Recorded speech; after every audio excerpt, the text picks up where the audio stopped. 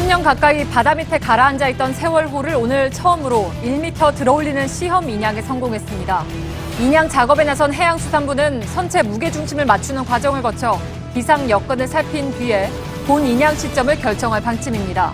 9명의 미수습자 가족은 진도 앞바다에서 간절한 마음으로 인양 작업을 지켜보고 있습니다. 검찰에 소환된 박근혜 전 대통령이 진술 조서를 7시간에 걸쳐 검토한 끝에 오늘 아침 7시쯤이 돼서야 귀가했습니다. 박 전 대통령은 조사 과정에서 범죄 의도가 없었다는 취지의 주장을 했지만 정작 진술 조서를 검토하면서 당혹스러운 모습을 감추지 못한 것으로 파악됐습니다. 박근혜 전 대통령 소환 조사를 마친 검찰은 뇌물 공여자로 지목된 대기업들과 우병우 전 민정수석에 대한 수사에 속도를 낼 것으로 보입니다. 이 같은 보강 수사와 함께 검찰이 이번 주 말에서 다음 주 초 사이 박 전 대통령 구속영장을 청구할 것이란 전망이 나오고 있습니다. 검찰이 박근혜 전 대통령에 대한 구속영장 청구 여부를 검토 중인 가운데 JTBC 여론조사에서 응답자 10명 가운데 7명이 영장을 청구해야 한다고 답했습니다. 박 전 대통령이 어제 검찰청 앞에서 밝힌 29자의 메시지가 탄핵 심판 선고에 승복한 것으로 볼 수 없다는 응답도 76%였습니다. 최순실 씨가 받아본 청와대의 각종 비밀문서 중에는 민간인의 범죄 경력까지 담긴 박 전 대통령 친인척 동향 보고서도 포함된 것으로 확인됐습니다. 대통령 측근 비리를 감시해야 하는 청와대 민정수석실이 비선 측근이었던 최 씨를 위해 일해왔던 셈입니다. JTBC 대선 여론조사 결과 문재인 전 대표가 28.4%로 여전히 큰 차이로 1위를 지켰습니다. 그러나 2위 안희정 지사와 3위 안철수 전 대표는 지난주보다 지지율이 오르면서 상승세를 보였습니다. 이재명 시장과 홍준표 지사가 오차 범위 내에서 뒤를 이었습니다. 아파트 경비원 수백 명이 한꺼번에 해고될 상황에 처했는데 이곳 주민들이 해고를 막겠다며 릴레이 손편지 시위에 나섰습니다. 어떻게 된 사연인지 잠시 후 밀착 카메라에서 전해드립니다. 수소, 우주의 75%. 그 무한한 수소로 자동차를 달리게 하다. 현대자동차. 시청자 여러분, JTBC 뉴스룸을 시작하겠습니다. 세월호가 진도 앞 먼 바다 밑으로 가라앉은 지 1072일이 지났습니다. 3년 가까운 시간 동안 세월호는 구멍 뚫리고 녹슨 채 바닷속에서 인양을 기다려왔습니다. 그리고 오늘 처음으로 세월호를 바닥에서 1m 정도 들어올리는 시험 인양에 성공했습니다. 이것이 지난 3년 동안 왜 그렇게 힘든 일이었던가? 세월호를 잊지 않고 있는 모든 이들의 똑같은 생각일 것 같습니다. 이제 선체 무게를 가늠하고 균형을 맞추는 조정을 거치면 곧 본 인양을 시작하게 되는데 빠르면 오늘 밤중에라도 본 인양이 시작될 수도 있습니다. 물론 그건 지켜봐야 되겠습니다만 아무튼 미수습자 가족들과 희생자 유족들은 지금 사고 해역에서 이 장면을 지켜보고 있습니다. 먼저 인양 해역에 나가 있는 이선화 기자를 연결하겠습니다. 자, 지금 참사 해역 인근에 있죠? 어디입니까 정확하게? 네, 이곳은 세월호가 가라앉은 곳으로부터 약 1.6km 정도 떨어진 해상입니다. 이 미수습자 가족들은 오늘 오전 10시쯤 이 인양 작업 과정을 보기 위해서 진도 팽목항에서 배를 타고 이곳으로 이동했는데요. 저희 취재진도 같은 배를 타고 이곳으로 왔습니다. 예, 지금 이선화 기자 오른쪽 저 뒤쪽으로 불빛이 좀 보이는데 그게 바로 인양 현장입니까 혹시? 네, 맞습니다. 이 제 뒤로 보이시는 불빛은 이 세월호를 인양할 바지선 두 척에서 켜놓은 건데요. 약 2시간 전부터 조명을 켜놓고 이 시험 인양 과정을 계속 이어나가고 있습니다. 현재는 기울어진 선체의 균형을 맞추는 등 이 정밀 조정 작업을 진행 중입니다. 이 작업이 끝나야지 본 인양 여부가 결정됩니다. 예. 자, 인양 여부는 조금 이따 좀 더 저희들이 좀 들여다보도록 하고 역시 인양의 최대 변수는 날씨인데 참사 해역의 기상 상황 어떻습니까? 오늘부터 사흘 동안 날씨가 좋다고 예보가 나왔는데 실제로 현장에서도 그렇게 보고 있는지요?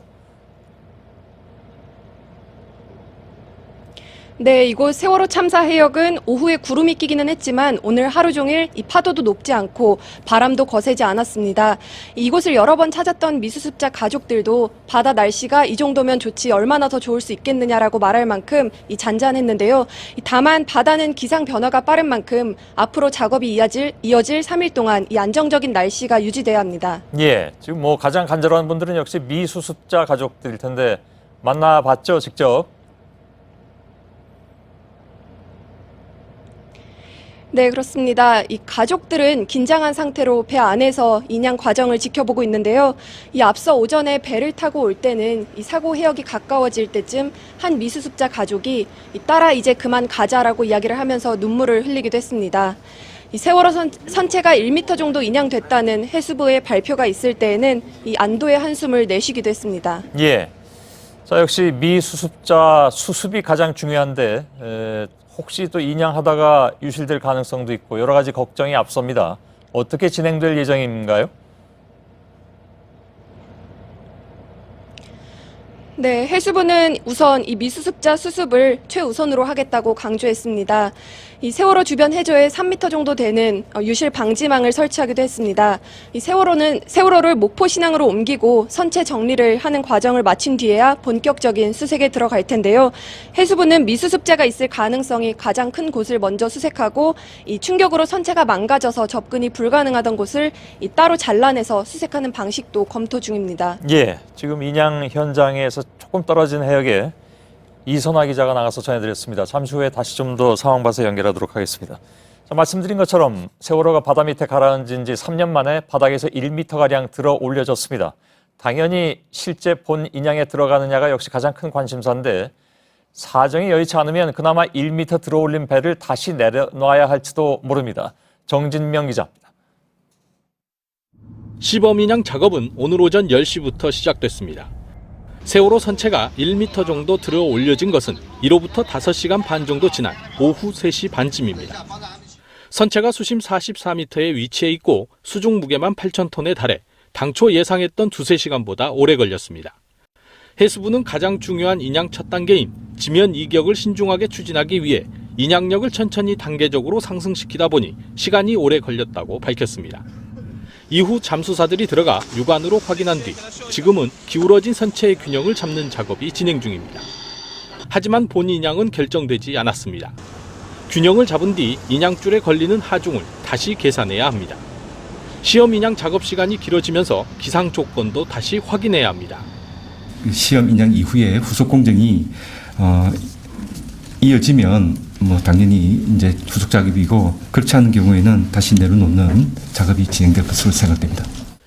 시험 인양이 순조롭게 진행되면 본 인양은 오늘 밤 늦게라도 추진됩니다. 해수부는 작업 상황과 날씨 등을 종합적으로 분석해 본 인양을 결정할 방침입니다. JTBC 정진명입니다. 예, 물 밖으로 나올 때 세월호 무게는 약 1만 톤 정도로 예상됩니다. 이런 초대형 선박을 통째로 인양하는 작업은 다른 나라에서도 한 번도 없었습니다. 인양이 성공하려면 여러 가지가 잘 맞아떨어져야 하는데 특히 날씨가 가장 큰 관건입니다. 바람, 파도, 물살이 모두 도와줘야만 합니다. 이가혁 기자입니다. 세월호가 물 밖으로 나오는데 가장 중요한 변수는 바다 날씨입니다. 최상의 인양 조건은 파도 높이가 1m를 넘지 않고 풍속도 초당 10m 이내인 상태입니다. 현재 2대의 제킹 바지선과 세월호를 떠받치는 리프팅빔 33개는 66개의 와이어로 연결돼 있습니다. 각각의 와이어가 리프팅빔을 끌어당기는 힘을 미세하게 조정하면서 선체를 올리게 됩니다. 그런데 물속 선체 무게가 8,000톤에 달하는 데다 무게중심이 선미 부분에 쏠려 있어 파도와 바람 같은 기상 변화에 따라 와이어 제어가 영향을 받을 수 있습니다. 물살도 관건입니다. 사고 해역은 험한 물살로 유명한 맹골수도입니다. 보름마다 찾아오는 물살이 가장 약한 소조기에만 작업이 가능합니다.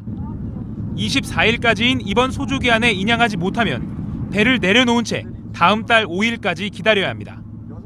바람, 파도, 물살 이 3박자가 맞춰지면 해수부는 세월호 선체를 인양해 목포 신항으로 다음 달 5일까지 옮길 수 있을 것으로 보고 있습니다. JTBC 이가혁입니다.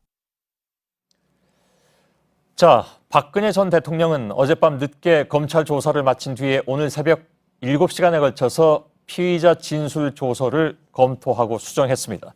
이 때문에 박 전 대통령의 귀가 예상 시점은 3차례나 미루어지는 해프닝도 있었습니다. 통상 2-3시간이 걸린다는 조서 확인에 7시간을 쓴 것은 왜였을까요? 저희 취재진이 확인한 바에 따르면 박 전 대통령은 조서를 읽으면서 당혹감이 역력했다고 합니다. 조사 당시에는 혐의를 부인했지만 막상 조서를 본 뒤에는 불리하다는 점을 깨닫고 답변 내용을 수정했다는 겁니다.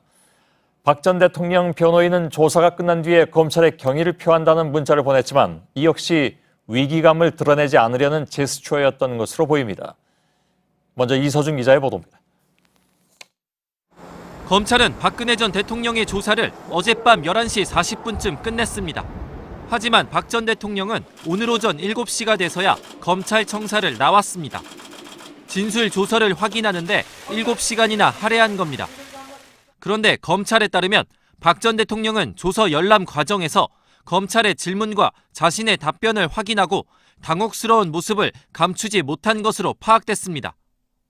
본인이 직접 진술로 언급한 최순실 국정농단과 뇌물죄 관련 사실관계들이 불리하게 작용할 것이란 점을 뒤늦게 파악했기 때문으로 풀이됩니다.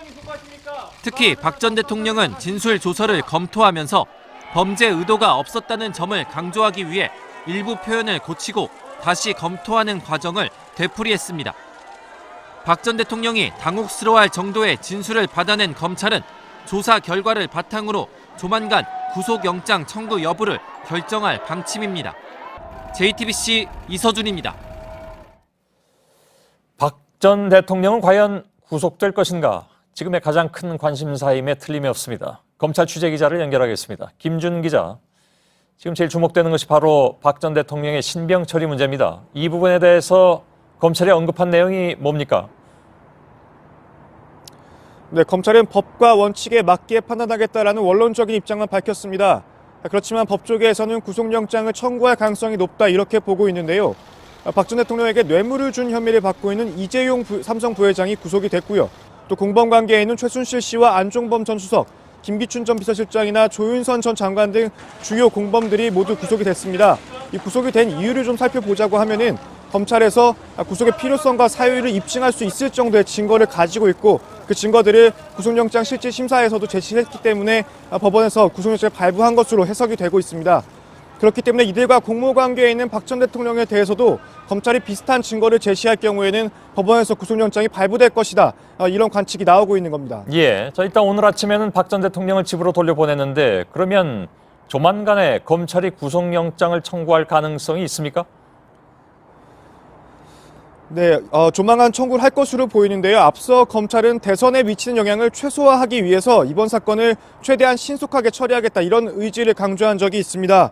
4월 중순부터는 대선 국면에 접어들 것으로 보이고 또 수사기관에서는 최대 구속기간이 20일이란 점을 고려할 때는 이르면 이번 주 안으로 늦어도 다음 주 초까지는 검찰이 구속영장을 청구할 것으로 보입니다. 예. 박 전 대통령 소환까지 지금 이루어졌지만 아직 미완의 영역도 있습니다. 바로 우병우 전 민정수석 조사인데 검찰은 어떻게 수사를 진행할 예정입니까? 네, 이번 국정개입 사건에 전반적으로 깊게 관여한 인물이 바로 우병우 전 민정수석인데요. 박영수 특별검사는 이번 달 초에 이렇게 밝히기도 했습니다. 우 전 수석에 대해서 다시 한번 구속영장을 청구했었다면 반드시 발부가 됐을 것이다 이런 뜻을 밝히기도 했었는데요. 예. 최근엔 또 CJ가 우병우 전 민정수석의 지인에게 금품을 전달하고 이재현 회장의 사면을 청탁하려 했다 이런 의혹이 제기가 되기도 했습니다.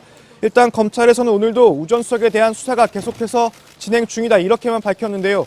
그동안 검찰 수사가 다소 더디게 진행된다 이런 지적이 나오기도 했기 때문에 앞으로 검찰 수사가 얼마나 속도를 낼지는 조금 더 지켜봐야 할 것 같습니다. 예, 김준 기자였습니다. 어제 검찰에 출두한 박 전 대통령은 국민에게 송구하다고 말했습니다. 이 말은 원래 뜻과 달리 죄송하다는 뜻으로 비춰지기도 했습니다. 그런데 정작 조사실에서는 모른다, 공익을 위한 것이었다, 또 법대로 하라고 지시했을 뿐이다 이렇게 진술을 한 것으로 파악됐습니다.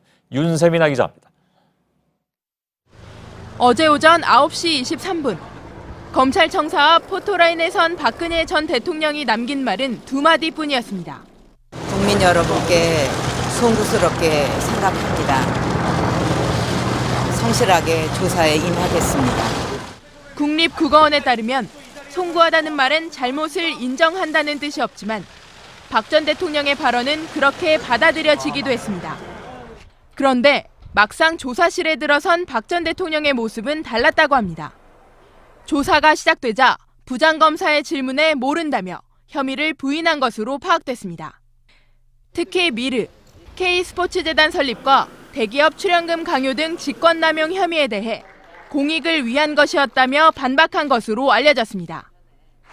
자신이 얻은 불법적 이익은 없으며 대통령으로서 통치 행위를 한 것일 뿐이라는 기존 입장을 반복한 겁니다. 이뿐 아니라 최순실 씨와 정호성 전 청와대 비서관, 그리고 안종범 전 수석과의 공모도 부인했습니다. 최 씨의 사익 추구에 대해 본인은 몰랐고 돈 한 푼 챙긴 것이 없다는 주장을 되풀이한 겁니다. 21시간이 넘는 조사를 마치고 나온 박 전 대통령은 어떤 점이 송구하느냐는 취재진의 질문에 아무런 답을 하지 않았습니다. JTBC 윤세민입니다. 예, 보신 것처럼 박 전 대통령은 자신의 혐의에 대해서 모르는 일이거나 자신이 시킨 일이 아니라고 부인했습니다. 박 전 대통령의 주장대로라면 최순실 씨의 국정 개입이 결국 참모들에 의해서 이루어졌다는 얘기가 됩니다. 박 전 대통령은 청와대를 나오던 날 진실은 반드시 밝혀진다고 말했는데 그렇다면 그 진실의 의미가 결국 참모들이 알아서 했다는 것을 의미한 것이냐, 이런 지적이 나왔습니다. 김지아 기자의 보도입니다. 지난 12일 삼성동 자택에 돌아온 박근혜 전 대통령은 진실은 밝혀진다는 말을 남겼습니다. 진실은 반드시 밝혀진다고 믿고 있습니다. 검찰 조사가 끝난 후 오늘 아침 박 전 대통령 측은 진실이라는 단어를 다시 한번 꺼내들었습니다. 변호인이 기자단에 문자를 보내 진실이 모습을 드러내기 시작하는 것을 보았다며 진실을 밝히기 위해 애쓰신 검찰의 경의를 표한다고 말한 겁니다. 그렇다면 박 전 대통령이 말한 진실은 무엇일까? 박 전 대통령은 검찰 조사 과정에서 자신의 혐의를 부인하고 참모들에게 책임을 미룬 것으로 알려졌습니다. 미르와 K스포츠재단 설립 과정에서 드러난 직권남용은 측근인 안종범 전 수석이 한 일이고 비밀문건 유출 역시 정호성 전 비서관이 알아서 한 일이라는 겁니다. 하지만 이들은 대부분의 일이 박 전 대통령의 지시였다고 수사와 재판에서 진술하고 있습니다. 결국 박 전 대통령이 주장하는 진실과 참모들이 말하는 진실의 실체는 박 전 대통령이 기소되면 법정에서 치열하게 다뤄질 것으로 보입니다. JTBC 김지아입니다. 예, 박근혜 전 대통령 측 변호인은 검찰 조사에 대해서 악의적 오보가 물러가고 진실이 모습을 드러내는 것을 보았다, 이렇게 말했습니다. 이 말만 보면 박 전 대통령의 이른바 진실이 밝혀질 것이라 믿는다는 얘기가 검찰에서 실제로 그렇게 된 것처럼 보이기도 하죠. 그러나 과연 그런지 정치부 서복현 기자와 함께 알아보겠습니다.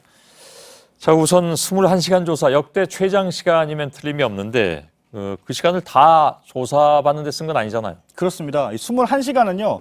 검찰청사 안에 들어갔다가 나온 시간이고요. 실제 묻고 답한 시간은 14시간입니다. 그러니까 점심, 저녁, 휴식 시간까지 모두 포함을 해서요. 예. 나머지 7시간은 박 전 대통령이 조서를 검토한 시간입니다. 그러니까 밤 11시 40분 이후부터는 이 청사를 언제 나갈지는 전적으로 박 전 대통령의 손에 달려 있었다는 거죠. 예, 그 전체 조사 시간 중에 3분의 1을 조서를 검토하는데 마지막에 예.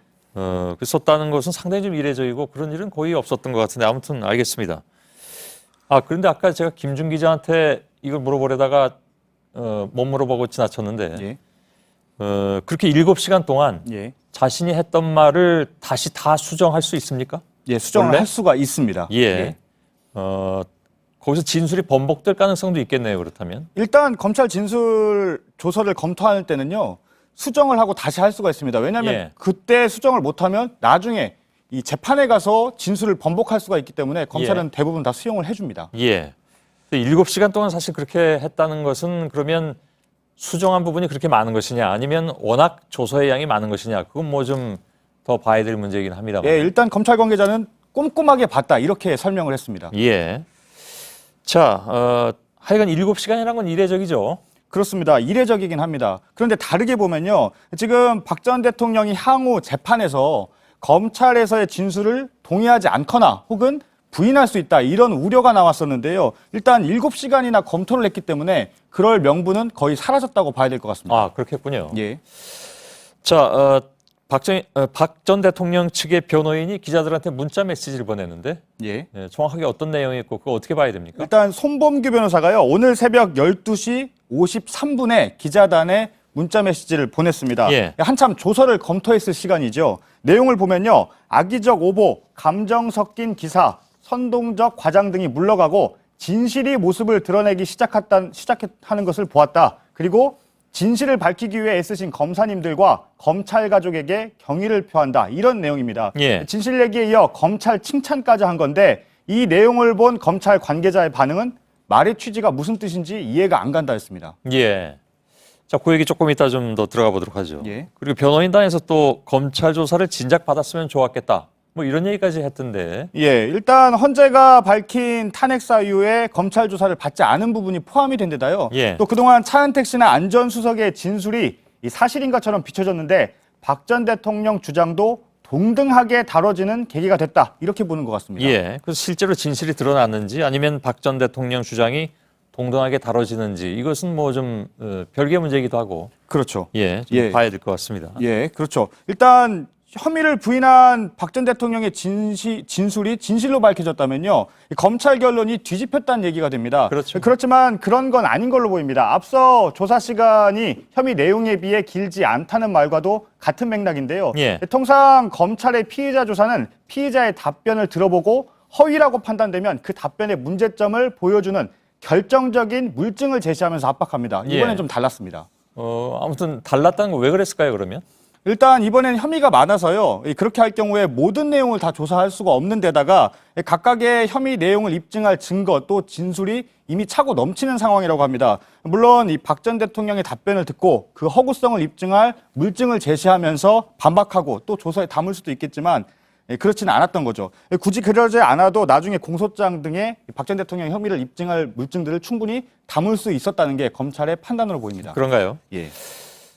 그 이번 조사는 그러면 그냥 그야말로 박 전 대통령의 말을 들어보는 것 그런 의미입니까? 그렇습니다. 이 최대한 많은 진술을 확보하는 게 검찰의 목적이었다고 합니다. 예. 부인하면 하는 대로 또 많은 말을 끌어내려고 했다는 것이죠. 이건 검찰이 봐주기를 했다기보다는 전략적으로 그렇게 한 측면이 강해 보입니다. 또 이처럼 전면 부인이고 그 진술에 허위 사실이 있다고 한다면 그건 영장 청구의 명분이 더 커지는 것이기도 합니다. 예. 박 전 대통령 측에서는 검찰이 입장을 충분히 들어주니까 검찰이 우호적이었다 이렇게 판단했을 수도 있을 것 같습니다. 예.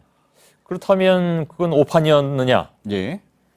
또 실제로 그 변호인의 경우에 경험도 있을 텐데 예. 검찰에 그런 것을 모를 리가 있겠는가 하는 생각도 또 들고. 그렇죠.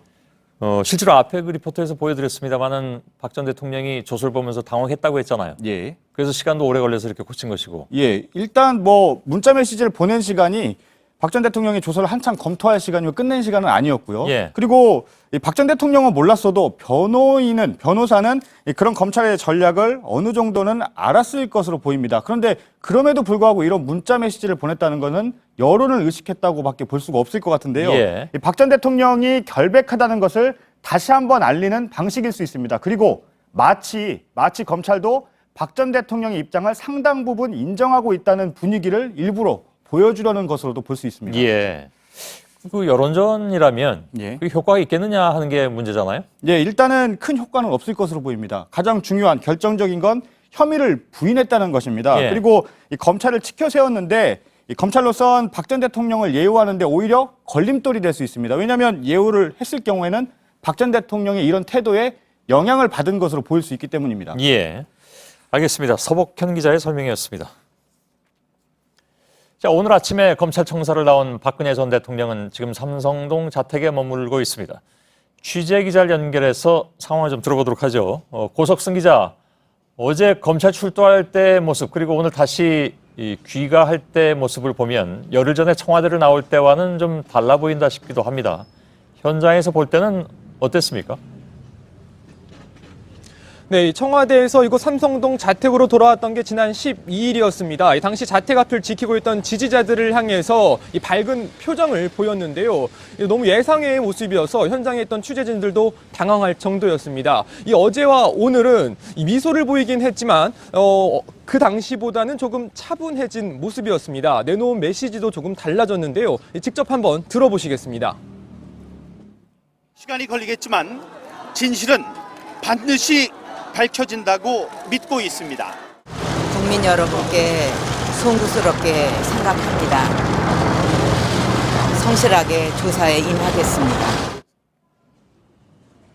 네, 이렇게 청사로 들어갈 때 메시지를 내놨던 박 전 대통령, 이 청사를 나오면서 그리고 자택으로 돌아오면서는 별다른 이야기를 하지 않았습니다. 예, 물론 지난번에는 민 의원의 대독이긴 하지만 이렇게 비교해서 들으니까 확실히 달라진 것 같긴 한데 혹시 그 배경 같은 것이 취재되는 것이 있습니까?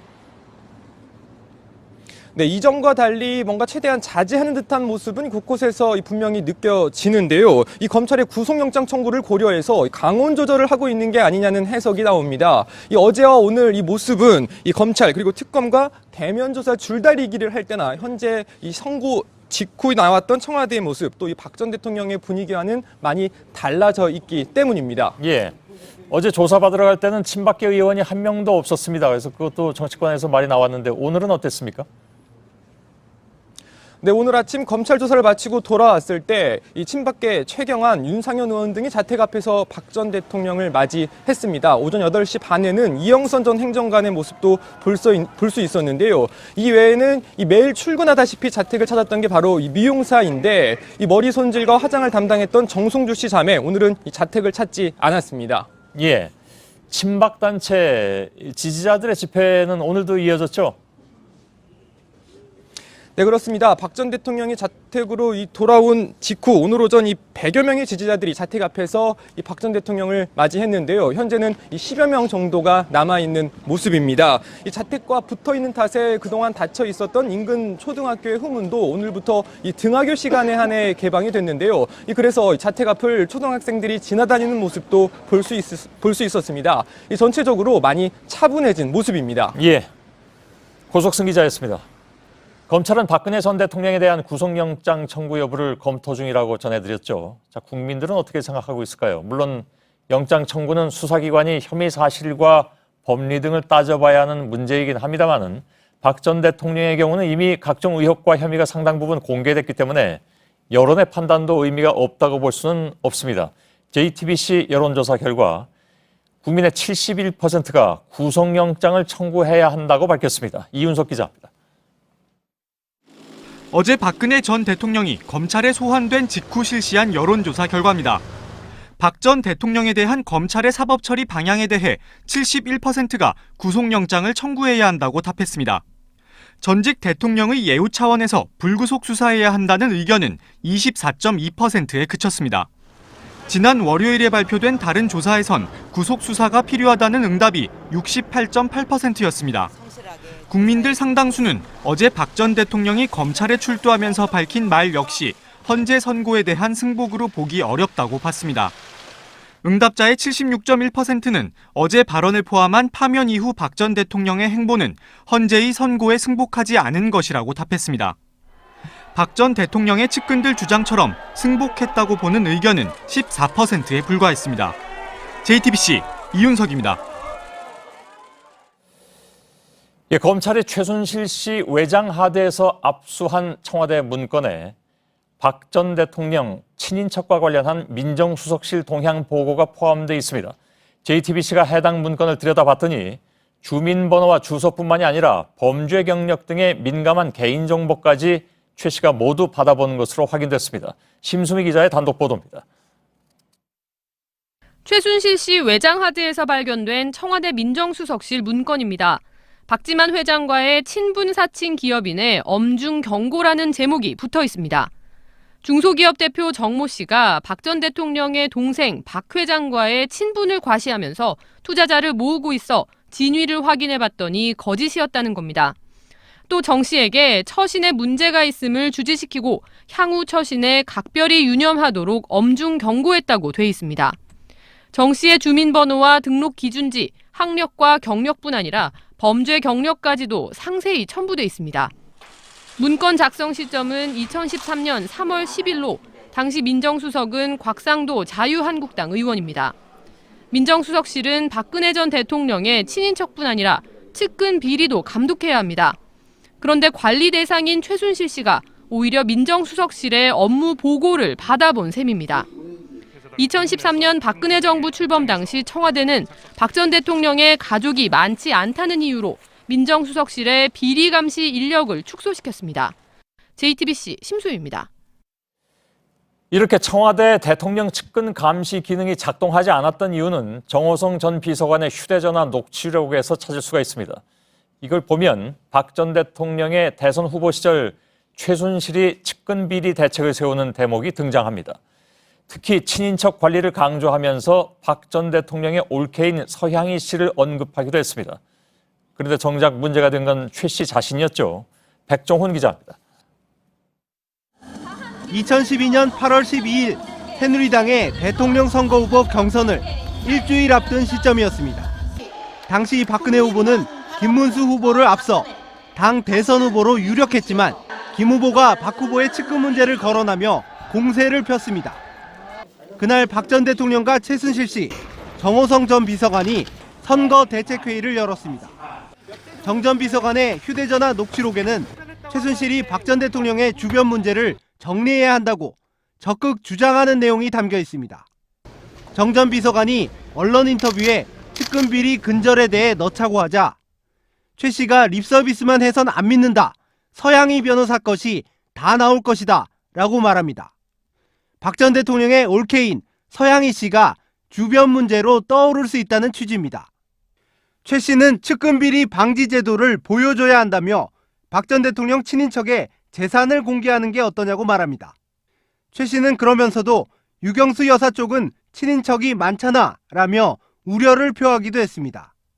최 씨가 박 전 대통령의 주변 문제에 적극 관여했지만 결국 자신이 가장 큰 측근 비리를 저지른 셈입니다. JTBC 백종훈입니다. 지난 10일 헌법재판소가 박근혜 전 대통령의 탄핵을 결정한 직후에 친박단체 집회는 사실 처음엔 크게 동요하지 않았습니다. 하지만 곧이어 시작된 주최 측의 과격한 발언은 집회를 폭력적으로 변질시켰습니다. 그리고 아시는 것처럼 사망사고까지 발생을 했죠. 경찰은 정광영 박사모 회장 등 주최 측이 원인을 제공했다고 보고 소환을 통보했습니다. 김태영 기자입니다. 박근혜 전 대통령 파면이 결정된 지난 10일 헌법재판소에서 100여 미터 떨어진 안국역 사거리 친박단체 집회는 순식간에 폭력 집회로 돌변했습니다. 주최 측은 주저하는 참가자들을 향해 끊임없이 폭력 행위를 부추겼습니다. 이래가지고 뭐 즐겨 명령에 좀 따르라고 앞에서 따질 것 없으면 빨리 가라고 벌써를 넘겨야 갈까 이게. 과열 시위 속에서 3명이 숨졌고 수십 명이 다치는 사고가 발생했습니다. 주최 측은 탄핵 이전부터 탄핵 결정에 따른 행동 지침을 주지시키며 과격한 발언을 쏟아냈습니다. 중국 선열들이 태극기에 피를 뿌리면서 죽었던 그날처럼 여러분이 그 주최 세력입니다. 가자 헌재로! 경찰은 정 회장과 손상대 뉴스타운 대표이사를 집회 질서를 관리하지 않아 인명피해에 이르게 한 혐의 등으로 소환을 통보했습니다. 앞서 정 회장은 경찰이 자신을 연행하려 한다며 피신한 적이 있어 경찰 소환 요구에 응할지는 불투명합니다. JTBC 김태영입니다. 네, 지금 진도 앞바다에서는 세월호 참사 1072일 만에 인양 작업이 본격화하고 있습니다. 앞서 뉴스룸 시작하면서 관련 소식 전해드렸는데 추가로 달라진 게 있는지 다시 한번 연결해보죠. 이선화 기자, 지금은 어떤 작업이 이루어지고 있습니까?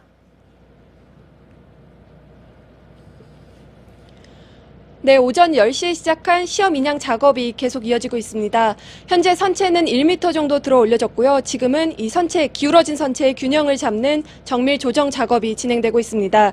오늘 당장 이 시험 인양이 본 인양으로 이어질지에 대해서는 예측하기 어렵습니다만은 현재 기상 조건만 유지된다면 이르면 내일 새벽쯤 세월호 선체 일부가 모습을 드러낼 수도 있을 것으로 보입니다.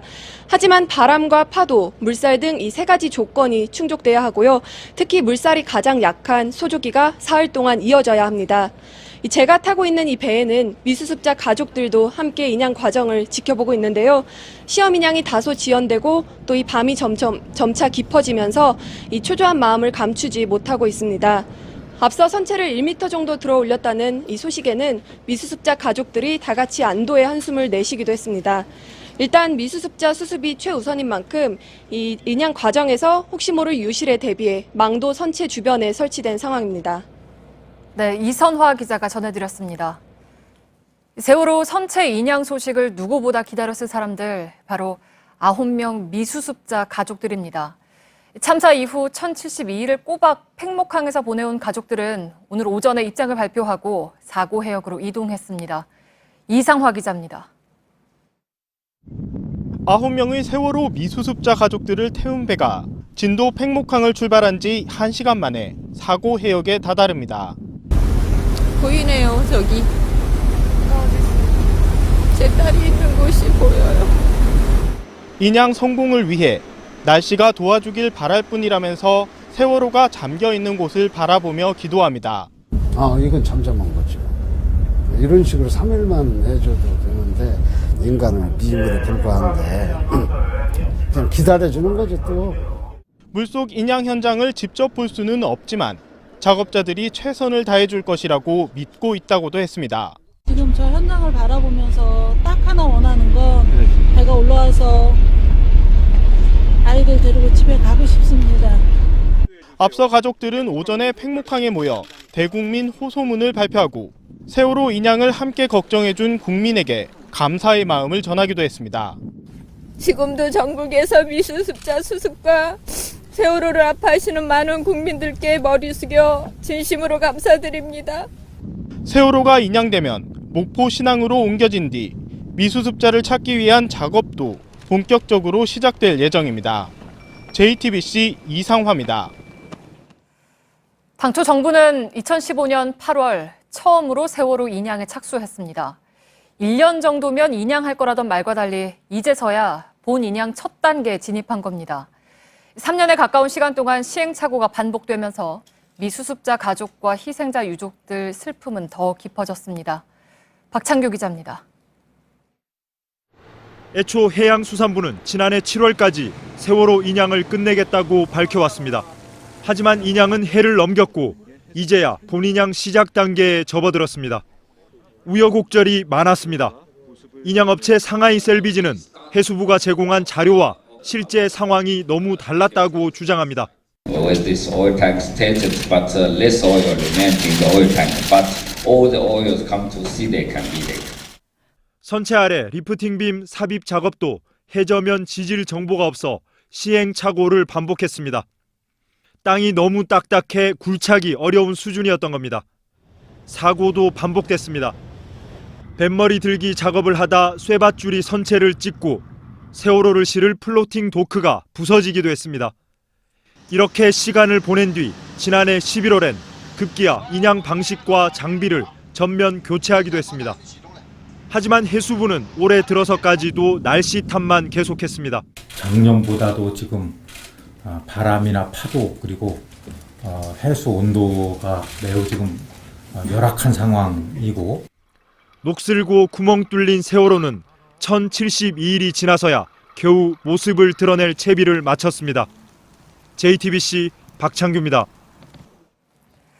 네, 앞서 보신 것처럼 세월호 시험 인양이 진행 중입니다. 배가 무사히 바다 위로 올라오고 목포 신항으로 옮겨져야 비로소 인양에 성공했다고 할 수 있겠죠.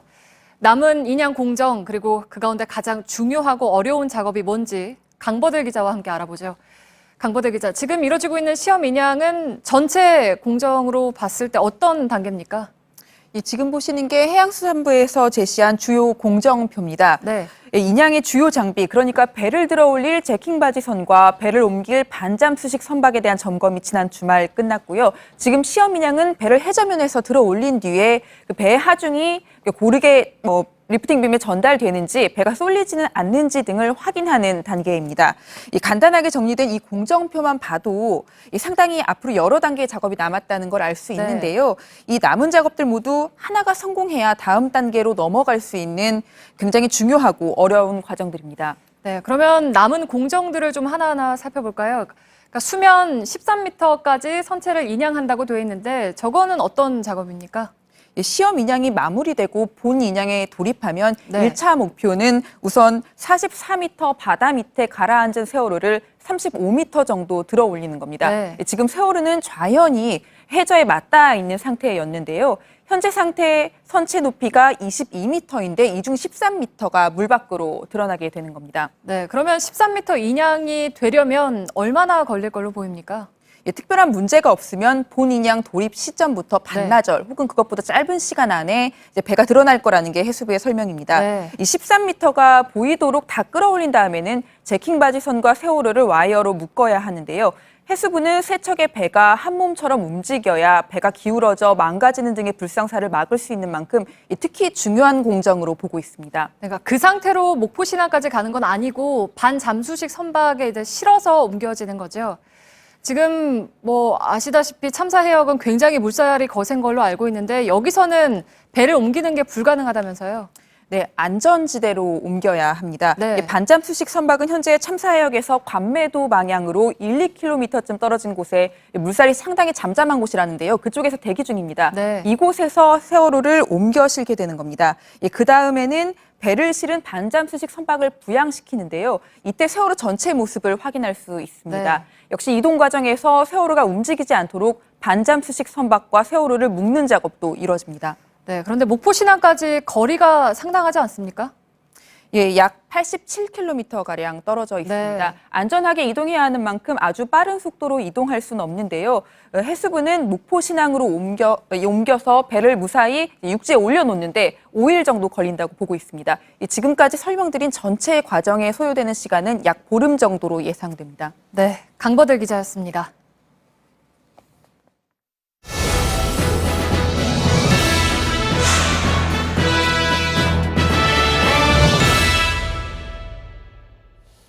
자, 대선이 이제 48일 앞으로 다가왔습니다. JTBC가 한국리서치에 의뢰해서 실시한 3차 여론조사 결과를 지금부터 알려드리겠습니다. 정치부 안지연 기자가 나와 있습니다. 자, 전체 지지율 순위에서 뭐 큰 변화는 없는 것 같은데 그래도 후보 간 의미 있는 퍼센티지 이동이 좀 있었죠? 네, 큰 변화는 전체적으로 없었는데요. 예. 이번 주에도 1위 문 전 대표가 2위 안희정 지사와는 10%포인트 이상 차이를 유지하면서 독주 체제를 이어갔습니다. 예. 지난주 저희 JTBC가 실시한 조사와 비교를 해보면요. 문 전 대표는 소폭 하락해서 이번 주에 28.4%를 기록했습니다. 이 안희정 지사는 3.1%포인트 올랐고 이 3위 안철수 전 대표도 상승세를 보이면서 10%대로 올라섰습니다. 예. 이재명 시장은 8.5% 그리고 홍준표 지사는 5.9%를 기록했습니다. 그런데 지난주 조사에서는 황교안 권한대행이 빠져 있었기 때문에 이 홍준표 지사가 상승세인지는 좀 더 지켜봐야 될 것 같습니다. 예. 문재인 전 대표는 물론 이제 2위와 격차는 여전히 크지만 다소 조금 좁혀진 건 있군요. 네, 그렇습니다. 이 지역별로 봤을 때 다른 지역에서는 큰 차이가 없었는데 이 호남 지역에서는 큰 폭으로 이 하락세를 보였습니다. 예. 물론 여론조사 결과를 호남으로만 국한하면 표본수는 그만큼 작아지는데요. 저희 호남 지역에서의 지지율을 살펴보면 이 호남에서 문 전 대표의 지지율은 36.2%로 전주 대비 11.7%포인트 하락했습니다. 이 반면 안철수 전 대표와 안희정 지사는 올랐는데요. 2위 안 전 대표는 7.8%포인트 오른 18.3%를 기록했고 그 뒤로 이 안희정 지사는 5.3%포인트 상승해서 두 자릿수인 14.8%를 기록했습니다. 아무래도 지난주에 문 전 대표의 그 전두환 표창 발언으로 이 안희정 지사와 안철수 측이 공격을 한 게 영향을 준 것으로 보입니다. 예. 반란군의 우두머리였던 이런 발언도 분명히 했는데 그런 부분이 빠진 채 알려졌다라고 서운함과 비판을 전해주신 분들도 많이 계십니다. 사실 그런 것은 조금 주의해야 되지 않나라고 생각을 하는데 뭐 어찌됐든 그것으로 인해서 정치적 논란이 계속 되다 보니까 그래서 아마 호남 지역에서 좀 빠진 것이 아니냐라고 볼 수는 있을 것 같습니다. 네. 나중에 뭐 여러 가지 얘기가 나왔죠. 본인에 대한 오히려 모독이다라는 주장도 문재인 전 대표는 했었고 내가 전두환 씨한테 잡혀갔던 사람이 아니냐라는 얘기까지 나온 바가 있습니다. 자, 여러 당을 볼 때 민주당의 당내 경선이 가장 치열한 상황인 것은 맞는 것 같습니다. 민주당 내 상황을 좀 볼까요? 민주당 지지층 내에서 지지율이 어떻게 나왔습니까? 네, 이번에는 민주당 주자들만 놓고 지지율을 한번 물어봤습니다. 그랬더니 경선에 이미 참여했다는 응답자 가운데 54.7%가 문 전 대표를 지지한다고 답했습니다. 안 지사는 24.7%였고 이재명 시장은 18%였습니다. 예. 이 좀 더 표본이 큰 이 민주당 지지층 가운데서는 이 문재인 전 대표를 59.6%, 즉 과반을 기록해서 이 두 경우 모두 결선 없이 문 전 대표가 승리하는 것으로 나타났습니다. 예. 일단 당내 경선을 보면 전체 조사에서보다 문재인 전 대표가 앞서가는 폭은 훨씬 크다 이런 얘기가 되겠죠. 다자 가상 대결 결과는 어떻습니까? 그러니까 경선이 끝난 다음에. 네, 경선이 끝난 다음에는 문재인, 안희정 두 사람 중 누가 돼도 다른 당 후보를 큰 차이로 압승하는 것으로 나타났습니다. 예. 먼저 문재인 전 대표가 후보가 될 경우에는 39.3%로 2위와는 20%포인트 가까운 차이로 1위를 하는 것으로 나왔습니다. 또 안희정 지사가 민주당 후보일 경우에는 41.5%로 승리하는 것으로 나타났습니다. 다만 이재명 시장의 경우에는 28.9%로 안철수 전 대표와 오차 범위 내로 접전을 하는 것으로 나타났습니다. 예, 국민의당도 지금 이제 경선이 곧 시작이 되는데 지지율이 어떻게 나오고 있습니까? 국민의당 경우에는 안철수 후보가 압도적으로 승리하는 것으로 나타나는데요. 예. 특히 국민의당 지지층으로 국한해 보면 안 후보의 지지율이 84.1%로 크게 앞서는 것으로 나타났습니다. 굉장히 압도적이군요. 계속 그렇게 되면 경선 흥행 걱정이 좀 될 것 같습니다. 너무 일방적이니까. 또 주목할 만한 수치가 있습니까? 네, 심상정 후보를 주목해 볼 만한데요. 예. 앞서 보셨던 가상 오자 대결을 다시 한번 보면요. 이 경우에는 안희정 지사가 후보가 될 경우인데요. 보시는 것처럼 심상정 후보가 9.8%까지 올라선 것으로 나타났습니다. 그렇군요. 이 경우에는 바른정당의 유승민 의원뿐만 아니라 이 자유한국당의 홍준표 지사보다도 앞서는 것으로 나온 수치입니다. 그러네요. 예. 심상정 대표 같은 경우에 이제 후보라고 불러야 되겠습니다만은 그동안 언론이 너무 안 다뤄준 측면이 있다라고 억울함을 호소하기도 했는데 지금은 사실 또 많이 좀 다뤄지는 그런 측면도 있고 아마 그래서 좀 영향을 받는지는 모르겠습니다. 안지현 기자였습니다. 자유한국당에서는 황교안 대통령 권한대행이 출마를 접은 뒤부터 홍준표 경남지사가 가장 높은 지지율을 보이고 있습니다. 그러나 더 치고 나가진 못하는 그런 상황으로 아직까지는 보입니다. 특히 이제 보수층 유권자의 상당수는 아직도 표를 줄 것을 찾지 못하는 것으로 나타났습니다. 윤영탁 기자입니다. 홍준표 경남지사는 이번 조사에서 5.9%의 지지율을 기록했습니다. 자유한국당과 바른정당의 대선 주자 가운데는 가장 높습니다. 그러나 황교안 대통령 권한대행이 불출마를 선언하기 전 지지율에 비해 4%포인트 가까이 낮습니다. 황 대행의 지지층 일부밖에 흡수하지 못한 겁니다. 실제로 홍 지사는 자유한국당 후보 적합도 조사에서 20.1%로 1위에 오르긴 했지만 적합한 후보가 없다는 의견이 절반 가까이 됩니다. 민주당을 제외한 다른 당 대선 주자들 간의 후보 단일화를 가정했을 때 홍 지사는 안철수 전 국민의당 대표에게 크게 뒤지고 유승민 바른정당 의원과는 오차 범위 안에 있었습니다. 이 때문에 최근 홍준표 지사는 친박 표심 끌어안기에 나섰습니다. 박근혜는 기껏해야 지금 앉아서 지금 조사된 상으로 보면 최순실한테 옷 몇 번 해입은 거 그거밖에 없을 거야. 하지만 친박계인 김진태 의원이 연일 홍준표 지사를 바른정당과 손잡으려 한다며 비난하고 있어 이 역시도 쉽지는 않아 보입니다. JTBC 윤영탁입니다. 예, 정치권 소식을 전해드리고 있습니다만은 방금 들어온 소식을 전해드리겠습니다. 무척 반가운 소식입니다. 오늘 20시 50분, 그러니까 8시 50분이죠. 불과 5분밖에 남지 않았습니다. 8시 50분부터 세월호는 드디어 본 인양에 들어갑니다. 저희가 이미 전해드린 바처럼 시험 인양은 성공을 했죠. 바닥으로부터 1m 들어올리는데 성공을 했는데 여러 가지 기상 요건이나 바다의 상황이 괜찮았고 시험 인양도 좋은 성과를 거둔 것으로 해수부 쪽에서 판단을 한 것 같습니다. 그래서 바로 이제 약 4분 뒤, 그러니까 8시 50분부터 본 인양에 들어가게 되는데 정상적으로 진행이 잘 되면 그러길 바랍니다만은 그렇게 될 경우에 내일 오전 11시쯤에 수면 위 13m까지 부상할 수 있을 것으로 예상이 되고 있습니다. 부상 시기는 그런데 즉 제가 지금 11시라고 말씀드렸습니다만은 부상 시기는 정확하게 알려면 현장 상황에 따라 좀 달라질 수도 있어서 그건 좀 지켜봐야 되겠는데요. 그래서 내일 오전 10시에 해수부에서는 브리핑을 한다고 합니다. 진도군청에서 브리핑을 한다고 하는데 짤막하게 다시 말씀드리자면 이제 약 3분 뒤부터는 세월호 3년 만에 본 인양이 마침내 시작이 됩니다. 그래서 큰 문제가 없다면 내일 오전 11시쯤에는 수면 위 13m까지 세월호의 선체가 떠오를 것 같습니다. 저희가 이 내용은 지금 현장에서 잘 준비를 해서 2부에서 들어가자마자 현장에 나가 있는 이선화 기자를 통해서 자세히 또 알려드리도록 하겠습니다. 예. 자, 정치권 소식을 계속하겠습니다. 민주당은 오늘부터 당의 대선 후보를 선출하는 경선 투표에 들어갔습니다. 대선 주자들 간의 신경전, 또 선거인단 모집 과정의 과열 현상도 나타나고 있는데 오늘 진행된 현장 투표 개표 결과로 추정되는 내용이 유출되는 일도 벌어졌습니다. 정재윤 기자입니다. 안희정 충남지사가 오늘 새벽 페이스북에 올린 글입니다.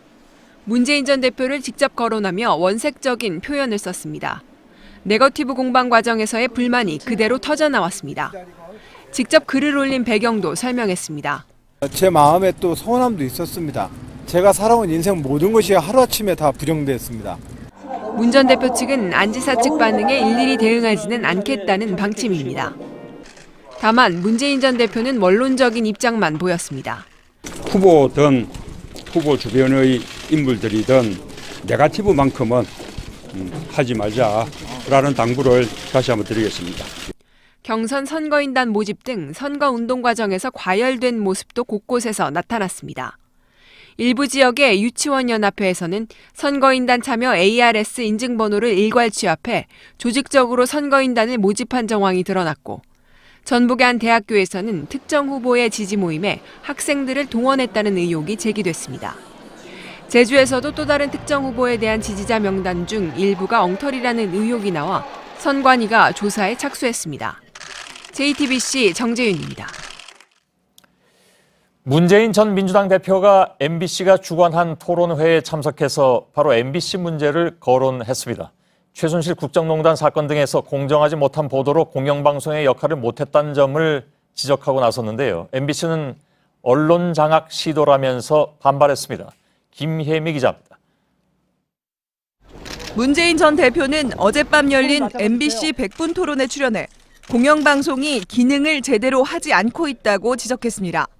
제 역할을 했더라면 이렇게 대통령이 탄핵되고 또 아주 중대한 범죄의 피의자로 소환이 돼서 구속되니 많이 하는 이런 사태는 발생하지 않았을 거 아닌가 생각합니다.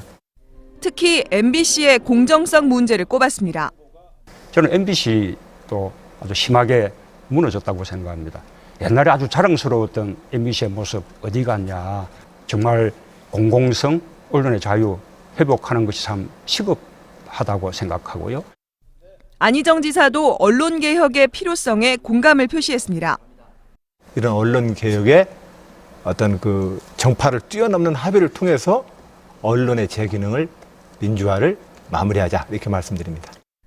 MBC는 문 전 대표가 특정 언론사를 편향적으로 해석해 언론 장악을 시도하고 있다고 주장했습니다. JTBC 김혜미입니다. 중국은 최대 정치 행사인 양회 기간 동안 베이징을 비롯한 수도권 지역의 공장 가동을 멈춰서 파란 하늘을 찾았었는데요. 양회가 끝나자마자 악성 스모그가 일주일째 이어지고 있습니다. 여파가 우리나라에까지 몰려왔는데 중국은 이웃 나라에 대한 영향에 대해서는 얼버무리고 있습니다. 신경진 특파원입니다.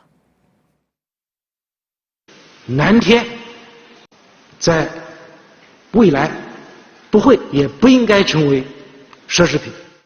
리커창 총리의 기자회견 발언이 무색하게 양회 폐막 후 일주일 내내 베이징 일대는 스모그 경보가 이어지고 있습니다. 보통 200에서 300 마이크로그램으로 세계 보건기구 공고치의 10배를 넘나듭니다. 스모그는 양회의 핵심 주제였고 지난 주말에는 베이징의 마지막 석탄발전소를 폐쇄하는 등 스모그 퇴치 노력은 이어졌습니다. 하지만 원인은 아직도 오리무중입니다. 中国北方冬季的雾霾在全世界都是特殊的。 중국 정부는 한국 등 이웃 나라에 대한 중국발 스모그 피해는 부정했습니다. 你提到了这个空气污染问题对周边国家的影响，甚至提出了赔偿问题，这个角度挺有意思的。关于空气污染问题，我想 베이징 시민들은 최대한 외부 활동을 자제하고 개인위생에 주의를 당부하는 당국을 비판하며 근본적인 대책을 요구하고 있습니다. 베이징에서 JTBC 신경진입니다. 달걀 고르실 때 유통기한 확인하시죠? 이 유통기한을 사실상 유통업자 마음대로 정해도 된다고 합니다. AI 때 사재기했던 달걀이 고무줄 유통기한의 허점을 이용해서 대량 유통됐습니다. 구석찬 기자입니다. 부산의 한 도매업체가 보관 중인 계란입니다. 유통기한과 산란일자 등이 전혀 표기되지 않았습니다. 도매업자 62살 정모 씨 등 21명은 최근 넉 달간 축산물 표시 사항을 누락한 계란 98만 2천 판, 44억 원어치를 유통한 혐의로 불구속 입건됐습니다. 업자들 상당수는 AI로 계란값이 치솟자 저온 창고에 묵혀놓은 계란과 신선란을 섞어서 시중에 유통시켜온 것으로 드러났습니다. 허술한 식약처 규정에 문제가 있었습니다. 유통기한을 유통업자가 납품 전에 알아서 정하도록 돼 있어 저온 창고 보관 기간을 아예 빼거나 최종 납품 시점에 맞춰 조작까지 일삼는 겁니다. 산란 일자를 기재하면 알기 쉽지만 권고 사항에 불과해 잘 지켜지지 않고 있습니다. 상온에다 놔두면 오래 못 가니까 저온이라는 수단을 동원한 거죠. 이 계란을 언제까지 유통하겠다는 것은 영업자가 정하는 거죠. 이번에 적발된 업자들은 그나마 유통기한 기재도 하지 않다가 처벌 대상이 됐습니다. 식약처는 뒤늦게 산란일로부터 10일 이내 산란일자와 유통기한을 함께 표시하도록 기준 개정을 검토하겠다고 밝혔습니다. JTBC 구석찬입니다.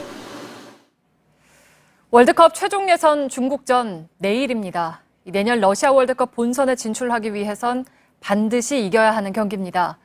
지난해 중국이 영입한 이탈리아 출신 리피 감독이 경계 대상 1호입니다. 중국 창사에서 전영희 기자입니다. 중국 축구는 지난해 10월 이탈리아 출신 마르첼로 리피 감독을 연봉 250억 원에 영입했습니다.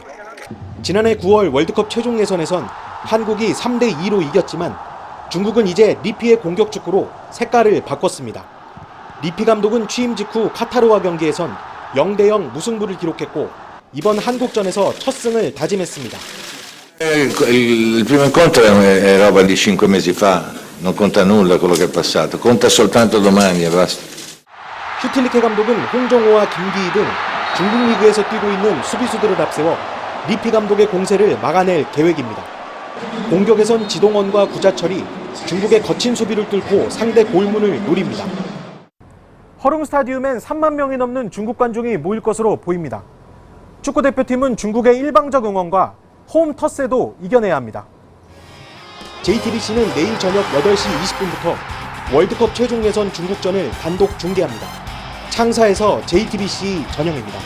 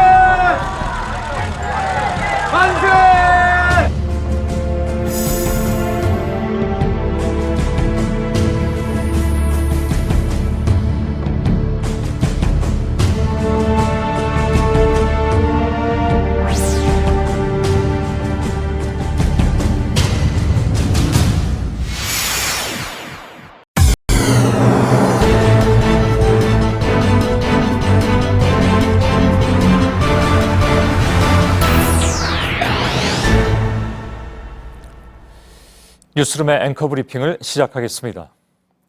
8분이라는 시간, 애타는 시간이었을지도 모르겠습니다. 검찰의 피의자 신분으로 출석하게 된 탄핵된 대통령은 직장인들의 출근 시간 평소 30분은 걸렸음직한 거리를 8분 만에 주파했습니다. 누군가는 이렇게 말했습니다. 인생 중 가장 고통스러운 시간이었을 것이다. 잘은 모르겠지만 아마도 그 말이 틀리지는 않았을 것도 같습니다. 그렇다면 이들의 시간은 어땠을까? 8분도 아니고 8일, 아니 800일도 아니고 그날로부터 1000일의 낮과 밤을 넘겨서 세 번째 봄을 맞이해야 하는 가족들은 그 긴 기다림 끝에 시험 인양이 시작되는 오늘 이른 새벽 진도로 발길을 재촉했습니다. 날씨는 간절했을 것이고 마음은 타인이 함부로 가늠할 수 없는 무언가. 제가 그 마음을 표현해 드릴 수는 없을 것 같군요. 한없이 길게 느껴질 수밖에 없을 1초, 그리고 1초. 그리고 같은 시간 오늘 새벽에 전임 대통령 자신의 조서를 세밀히 들여다보고 또 들여다보고 혹시나 잘못 진술된 것이 없는지를 노심초사하는 데에 공교롭게도 7시간을 썼습니다. 진실은 밝혀질 것이라고 했으니 그 진실이 왜곡돼서는 안 된다는 데 이견을 달 수야 없는 것이지만 3년 전 세월호 참사가 일어난 그날 당시 대통령의 7시간에 대해서는 지금까지도 잘 알지 못하는데 검찰 소환 조사가 끝난 뒤에 전임 대통령의 7시간은 너무나도 잘 알게 된 우리의 이런 씁쓸함은 또 어떻게 표현할 수 있을 것인가? 그리고 탄핵된 전임 대통령이 법의 심판을 피하기 위해서 자신의 조서를 그 긴 시간 동안 어느 때보다도 집중해서 살펴본 바로 오늘 마침내 그 무너지는 상처를 품은 세월호는 이제 조금씩 세상 밖으로 나올 준비를 시작했습니다. 깊은 잠에 빠져있던 세월호가 물 위로 들어 올려지는 날, 우리가 원하는 진실, 진정한 의미의 진실도 함께 수면 위로 인양될 것인가? 시간이 걸리겠지만 진실은 밝혀질 것이라는 전임 대통령의 말처럼, 그리고 진실이 모습을 드러내기 시작했다는 그의 변호인의 말처럼 말입니다. 오늘의 앵커 브리핑이었습니다.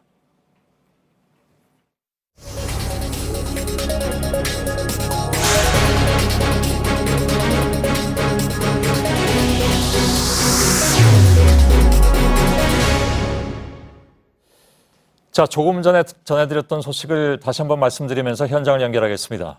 해수부 발표에 따르면 시험 인양이 잘 진행이 돼서 그리고 다른 아마 날씨 상황도 좋았던 것 같습니다. 그래서 이미 발표 시간에 따르자면 20시 50분, 즉 8시 50분이라고 했으니까 본 인양에 착수한다고 했는데 지금 시간이 이미 9시이기 때문에 본 인양은 지금 시작이 됐다고 봐야 될 것 같습니다. 그래서 이르면 내일 오전 세월호 선체 모습이 드러날 수도 있고 지금 예상으로는 내일 오전 11시쯤이면 수면 위 13m까지 세월호가 드디어 모습을 드러낼 것 같습니다. 지금 미수습자 가족들과 함께 현장 해역에 나가 있는 취재기자를 연결하겠습니다. 이선화 기자, 조금 전에 해수부에서 본 인양을 그래서 시작을 했습니까, 실제로? 네, 그렇습니다. 이 해수부는 시험 인양을 마치고 조금 전인 8시 50분부터 본 인양 작업에 착수했다고 발표했습니다. 이 작업이 순조롭게 진행될 경우 내일 새벽쯤 세월호 선체가 모습을 드러내기 시작할 겁니다. 그리고 오전 11시쯤에는 이 수면 위 13m까지 떠오를 것으로 보입니다. 예. 자, 지금 그 세월호의 높이가 약 20m 정도 되기 때문에 수면이 13m라면은 선체의 반 정도가 위로 올라올 수 있다 그런 얘기가 되는데 지금 그 이선화 기자 저 뒤쪽에 오른쪽 뒤쪽으로 보이는 불빛이 바로 이제 인양선이 있는 곳이라고 했잖아요. 근데 물론 뭐 지금은 큰 변화가 없어 보이긴 합니다. 작업이 정상적으로 진행 중인 것이 맞습니까? 네, 그렇습니다. 이 작업 현장에서 다소 거리가 있어서 어렴풋이 보이기는 하지만 이 인양업체 직원들도 분주하게 바지선 위를 오가고 있습니다. 이 선체를 해저면에서 들어 올린 뒤에 균형을 잡고 하중이 고르게 전달되는지를 시시각각 계속 체크를 하고 있습니다. 이 수치가 미세하게 어긋나거나 균형이 조금이라도 무너지면 인양 자체를 그르칠 수 있기 때문에 이 느리고 꼼꼼하게 작업을 진행하고 있습니다. 예. 자, 지금 그 이선화 기자와 배 함께 타고 있는 미수습자 가족들 마음도 상당히 간절할 것 같습니다. 근데 아무튼 3년 동안 기다려왔던 일이 지금 이제 눈앞에서 벌어지고 있는 상황인데 뭐라고들 말씀을 하십니까?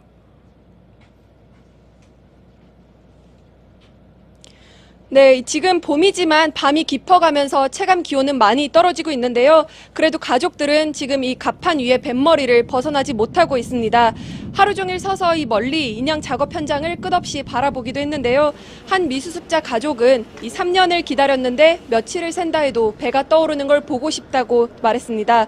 미수습자 가족들은 앞서 오전에는 이 전남 진도 팽목항에서 국민께 드리는 호소문을 발표했는데요. 부모의 마음으로 세월호를 인양해달라. 그리고 세월호 인양은 미수습자 수습과 진실을 밝히는 증거물이라고 했습니다. 예. 자, 역시 이제 물 밖으로 나오는데 가장 중요한 변수는 날씨일 것 같습니다. 특히 이제 바다의 파도 상황, 물 흐름 이런 것들이 매우 중요할 수밖에 없는데 어떻습니까? 낮에 날씨는 물론 좋았습니다. 밤이 되면서 좀 바뀌거나 하진 않았습니까?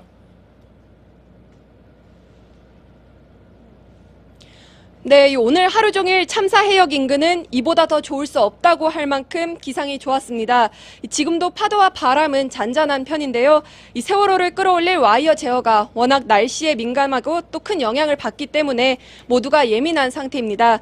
이 너울성 파도나 급작스러운 돌풍은 예측할 수 없기 때문에 날씨가 좋아도 인양 관계자들은 긴장을 늦추지 못하고 있는 상태입니다. 예.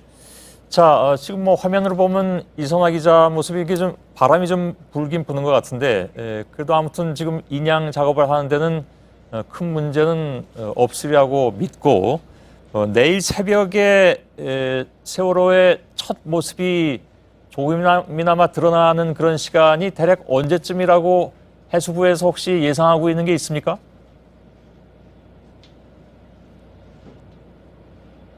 네, 아직 해수부에서는 정확한 시간은 예측할 수 없다고 이야기했습니다. 다만 이 선체가 인양 작업이 진행되면 바로 해수부에서 또 공지를 해서 기자들에게 시간을 알려줄 예정입니다. 예, 알겠습니다. 현지 해역에서 이선화 기자가 전해드렸습니다. 저희가 한 분을 좀 급히 연결을 하겠습니다. 이금희 씨를 연결할 텐데 미수습자 가족입니다. 조은하 양의 어머님 되십니다. 여보세요? 여보세요? 예. 네, 안녕하세요. 예. 제가 안녕하시냐는 인사는 뭐 드리지 못할 것 같고, 네, 지금 어디 계십니까? 저 지금 현장에서 체킹 바지선을 바라보고 있습니다. 아, 그렇습니까? 혹시 이선화 기자하고 같이 옆에 있습니까? 아니면 다른 배에 있습니까? 같이 있는데요. 아, 그러세요? 예. 그동안의 가족들은 특히 미수습자 가족분들은 동거차도라든가 그 옆에 그 섬에서 몇 년 동안 계속해서 이 사고 해역을 지켜봐 오셨던 걸로 알고 있습니다. 혹시 어머님께서도 동거차도에서 많이 지내셨습니까? 아니요, 저희는 갖다 평목항에서 많이 생활을 했습니다. 아, 그러셨군요. 예. 사실은 현장이 그 바다에서 하는 작업이라 들어와 있어도 잘 보이지 않고요. 예. 바닷속에 딸을 잇는 부모가 그 바다 위에서 그 깜깜한 바다를 바라보고 있는 게 쉽지는 않은 일입니다. 예, 그러시겠죠. 예, 그 말씀이 많이 와닿습니다. 글쎄, 지금의 심정은 어떻게 말씀하실 수 있을까요? 저희가 지금은 숨쉬기조차도 많이 힘듭니다. 사실은 공정이 잘 풀리고 배가 올라오고 일이 순조롭게 풀려야지 되는데 라는 생각, 날씨가 좋아야지 바다가 잠잠해야지 되는데 라는 생각, 그리고 저 세월호 배가 올라와야지 내 딸을 갖다 만날 수 있는데 라는 생각으로 되도록이면 평정심을 잃지 않으려고 노력을 하고 있습니다. 예. 자, 지금 예상으로 내일 새벽에 배 일부가 좀 드러날 것으로 보이고 잘만 진행이 된다면 11시쯤에는 선체 절반 정도는 수면 위로 떠오를 것 같은데. 네네. 예. 걱정이 되시죠? 혹시 못 찾지 않을까 하는 걱정도 물론 하시겠죠?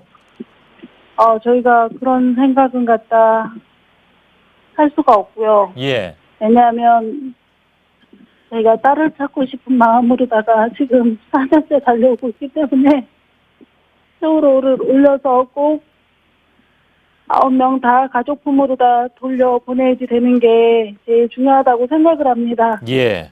그래서 세월호 지금 배를 올리는 데 집중을 하고 있고요. 그 배가 올라왔을 때 사람을 갖다 먼저 찾아서 마지막 한 명까지 보내주겠다라는 약속을 갖다 꼭 지켜주실 거라고 믿고 있습니다. 예. 그리고 4월 16일 날 함께 아파하고 함께 울고 그랬던 많은 국민들이 엄마 아빠의 마음으로 인양 작업이 잘 될 수 있도록, 그래서 은하 다윤이, 현철이 영인이, 양승진 선생님, 구창석 선생님, 권재근이 학교 이영순이 꼭 가족의 품으로 돌려보내주시길 바랍니다. 계신 자리에서 기도해 주세요. 세월의 인양이 성공할 수 있도록 부탁드립니다. 예.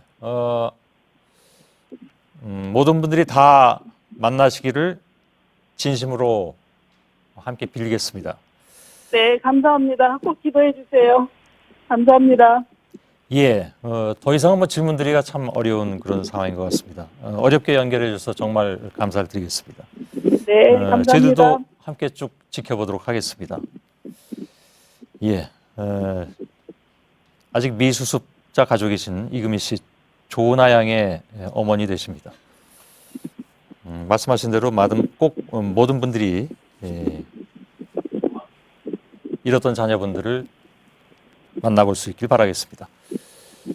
자, 다음 소식으로 넘어가겠습니다. 검찰이 박근혜 전 대통령 수사 과정에서 영상 녹화를 생략했다. 이런 얘기가 이미 나온 바가 있죠. 그리고 출입 기자들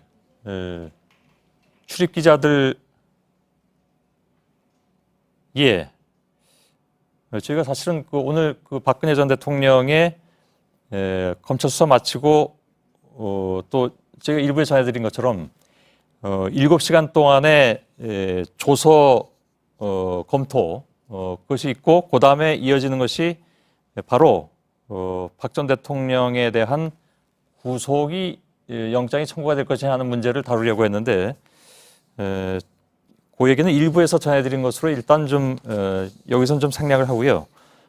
지금 시간이 이렇게 좀 지났기 때문에 다음 순서를 좀 진행하도록 하겠습니다. 팩트 체크를 안나경 앵커가 진행하도록 하겠습니다.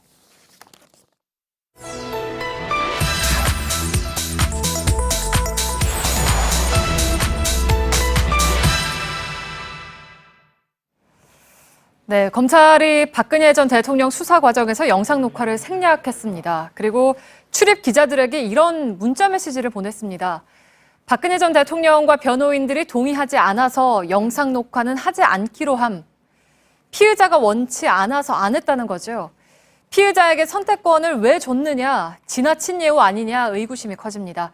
팩트체크 오늘 주제는 과잉 예우입니다. 오대영 기자, 검찰은 문제가 없다고 재차 밝히고 있죠. 그렇습니다. 이게 중요한 문제인 게 바로 이것 때문입니다. 그동안 특검에서 수사를 해서 검찰로 넘겼는데 탄핵 이후에 검찰 단계에서 수사가 좀 삐걱대는 거 아니냐. 네. 이런 의구심을 저희에게 많이 보내주셨는데 일단 검찰의 해명은 이렇습니다. 녹화 문제로 실랑이를 하다가 시간을 빼앗길 수 있다는 점을 고려했다. 하지만 이런 내용은요. 납득하기가 어렵습니다. 피의자의 진술은 영상 녹화할 수 있다. 이 경우에 미리 영상 녹화 사실을 알려주어야 한다. 그러니까 동의를 구하지 않아도 됩니다. 그냥 알린 뒤에 녹화를 하면 됩니다. 네. 실랑이 할 일이 없죠. 심지어 대통령 측에서도요. 동의 여부를 묻지 않고 그냥 녹화할 수 있는 건데 그럼에도 불구하고 동의 여부를 물어왔다. 이렇게 말했습니다. 네, 그러니까 일반인이었어도 이렇게 했을까를 좀 생각을 해보면 특별한 선택권을 준 것만은 틀림없어 보이는데요. 근데 관례적으로는 어떻습니까? 전직 대통령들도 녹화를 하지 않았습니까? 영상 녹화 제도라는 게 형사소송법에 2007년도에 들어왔습니다. 네. 그 전에는 없었는데 1995년에 노태우 전 대통령이 이렇게 출두해서 조사받지 않았습니까? 네. 당시에는 제도는 없었는데 제가 수사팀과 얘기를 나눠보니까 그때도 녹화를 했다고 합니다. 네. 그리고 2009년 노무현 전 대통령 수사 때 어땠을까요? 자, 이런 인터뷰 기사 한번 보겠습니다. 15시간에 걸친 조사가 전부 영상으로 녹화가 돼 있는데 마음 같아서는 다큐멘터리를 틀듯이 다 틀었으면 좋겠다. 수사 책임자였던 이인규 중수부장이 훗날 2011년도입니다. 동아일보 인터뷰에서 밝힌 내용이죠. 네, 그러니까 전직 대통령들 조사에서도 녹화가 이루어진 건데 법으로 보나 전례로 보나 예우를 해준 거는 틀림이 없어 보이는군요. 네, 예우가 분명히 있었다고 저희는 판단을 했습니다. 다만 이게 수사상 절차적인 예우를 해준 거지 수사 내용적인 예우를 해준 거냐 이건 좀 다른 문제거든요. 네. 그래서 검찰이 대통령 수사를 흐지부지하는 거 아니냐라는 의구심이 있는데 그렇게까지 보기는 어려웠습니다. 일단 피의자 조사를 하면요. 이렇게 신문 조서라는 거 그리고 영상 녹화물이 남습니다. 녹화의 경우에는요. 네. 이 둘 모두 법정에서는 독립적인 증거 능력이 없습니다. 네. 그래서 검찰이 신문 조서만 작성을 하고 영상 녹화는 재량껏 안 하겠다라고 하면 그렇게 하면 됩니다. 이 조서나 영상 녹화물은 대체 증거라 그래요. 이거는 둘 다 사실은 증거 능력이 없는 거예요. 그런데 법에서 특별히 인정해주는 요건을 갖췄다면 증거를 인정하는 것이고 그걸 전문 법칙이라고 그래요. 자, 그래서요. 진짜 문제는 뭐냐? 영상 녹화했느냐 안 했느냐가 중요한 게 아니라 아무런 선택 권한이 없는 피의자이자 전직 대통령에게 이걸 물어보고 결정했다는 그 자체입니다. 결론은 검찰이 수사 절차상 과잉 예우를 했다는 것은 사실, 그러나 수사 내용에 있어서도 배려가 있었는지 여부는 판단하기 어렵다. 이겁니다. 네, 이게 사실 수사의 목적도 있지만 역사적인 기록의 차원에서 보자면 좀 매우 아쉬운 부분이 있는 거는 사실이잖아요. 그런 부분도 있고요. 그리고 네. 과잉 예우가 더 아쉬운 부분은 이런 이유도 있습니다. 일단 피의자 신문조서에 어떤 내용이 들어가냐면요. 이번에 박근혜 대통령이 와서 했던 진술 내용이 문자로 쭉 들어갑니다. 네. 텍스트로요. 하지만 어떤 표정, 말투, 태도, 상황 이런 것들은 기록이 되지 않습니다. 그래서 이런 것 때문에 영상 녹화가 필요하다는 이야기가 나오는 겁니다. 네, 답변하다가 잠깐 머뭇거린다거나 뭐 당황을 한다던가 이런 거는 영상을 봐야 알 수 있는 부분이죠. 그렇습니다. 그리고 이런 측면도 있습니다. 이게 녹화물이 생성이 되면요. 어떤 절차를 거치냐면 검사와 피의자가 여기에 서명을 하고 딱 봉인을 해버립니다. 네. 아무도 열 수가 없습니다. 그런데 만약에 법정에 가서 피고인이 인권 침해당했다 아니면 수사 왜곡이다 이렇게 주장을 하면 재판부는 저 봉인을 해제합니다. 그래서 대조해 봅니다. 그래서 영상 녹화물은 독립적인 증거는 아니지만 진술의 신빙성을 따질 수 있는 보조 수단은 됩니다. 따라서 쓸 수 있는 방법을 굳이 생략했고 권한 없는 피의자에게 동의를 구했기 때문에 절차상 과잉 예우라는 비판 면하기 어렵습니다. 네, 팩트체크 오대영 기자였습니다.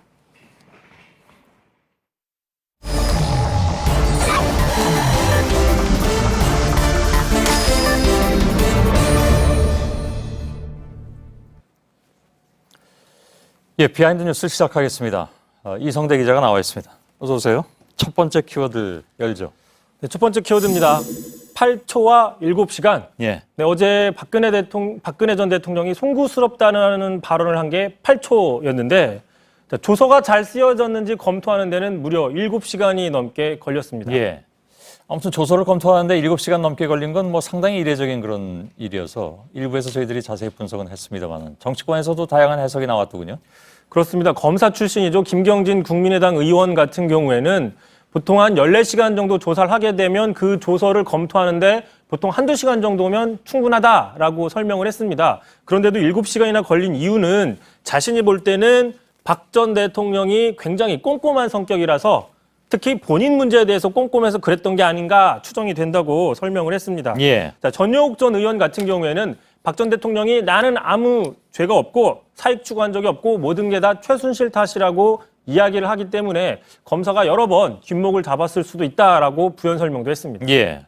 사실 뭐 검찰 들어가면서 어떤 진심 어린 사과 이런 것을 기대한 분들도 많이 있었습니다. 근데 아마 그것은 검찰 수사를 앞두고 사과하는 것은 본인의 유죄를 인정하는 것이기 때문에 그런 말은 못한다라는 것이 변호인들의 얘기였고, 어쨌든 뭐 그나마 이제 송구하다고 한 말은 당초 예상보다 짧아서 방금 얘기한 것처럼 8초가 걸렸다고 했는데 자신의 무죄를 항변하는 데는 7시간이 걸렸다 이런 얘기가 되겠군요.